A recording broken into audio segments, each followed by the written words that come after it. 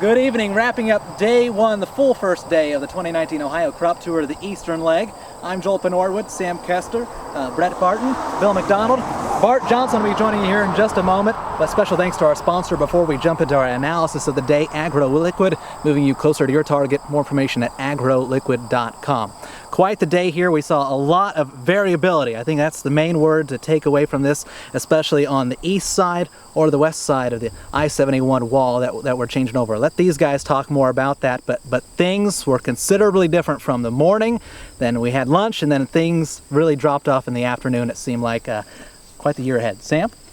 I'll talk a little bit about corn. Boy, this morning on the other side of the wall, we saw some corn that was in pretty good shape. May planted corn in that milk stage, yields somewhere in the 190s, just some really nice looking corn.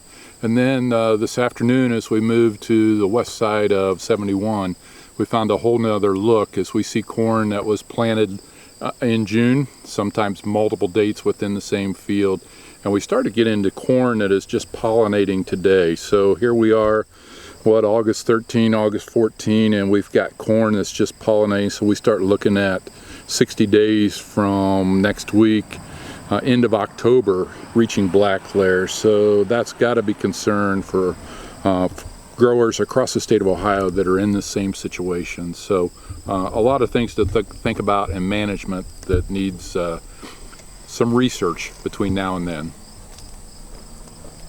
One thing I've seen, as Sam was saying, was the variability of the corn from one side of 71 to the other. I suppose from where the really good corn is from here, it's probably 60 miles to our east, and it's really good, and I guess we feel blessed over there. But the more and more we've traveled, we've seen worse corn, more variability, and seen a lot more nutrient deficiencies this afternoon.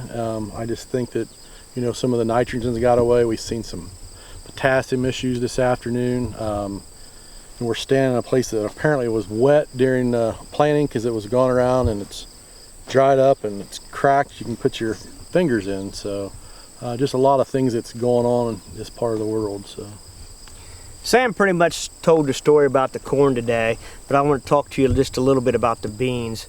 This morning we were in beans that were 34, 36 inches tall, 11, 12 nodes on them, beans on all the nodes. This afternoon we got into a situation like this field behind us, and we can actually still see down the rows.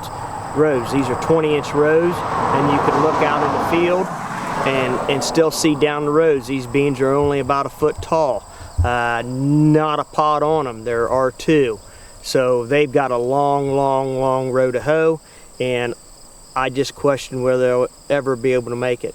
We're going to have the weather ahead of us. We got to have some moisture. This ground is really planted wet, has dried out hard, and we got poor root development, and we got to have rain to soften up this ground and let those roots go to fill these pods. I guess my takeaway is just the potential that's there. The ears that Sam had, I mean, those are really nice ears if we were sitting middle of July, early July, but we're not. We're middle of August. What's the weather going to be for the rest of the fall? If we have timely rains and a late frost, I think we're going to have some pretty good corn out here. If we get dry, I mean, it's here where we're at in Marion, it's pretty dry. If it stays dry and continues to stay dry through the rest of August and September, we're going to struggle to make a crop. So, once again, we're at the hands of Mother Nature. How does she treat us from here until harvest? And I think that'll tell the story of where we're at yield-wise. So, I think stay tuned. We're hitting a lot of fields, a lot of different things to see. Got half the state left tomorrow on our side on 71. So, stay tuned and see what happens.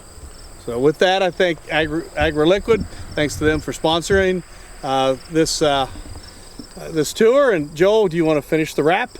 I think so. Follow along on social media, hashtag OHCropTour19, and online at ohioagdat.com. We'll see you tomorrow for the rest of the I-71 side of the 2019 Ohio Crop Tour.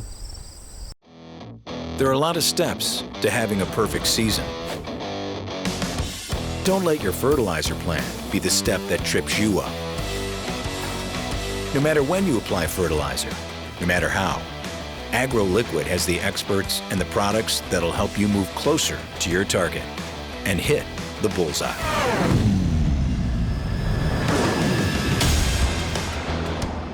AgroLiquid moves you closer to your target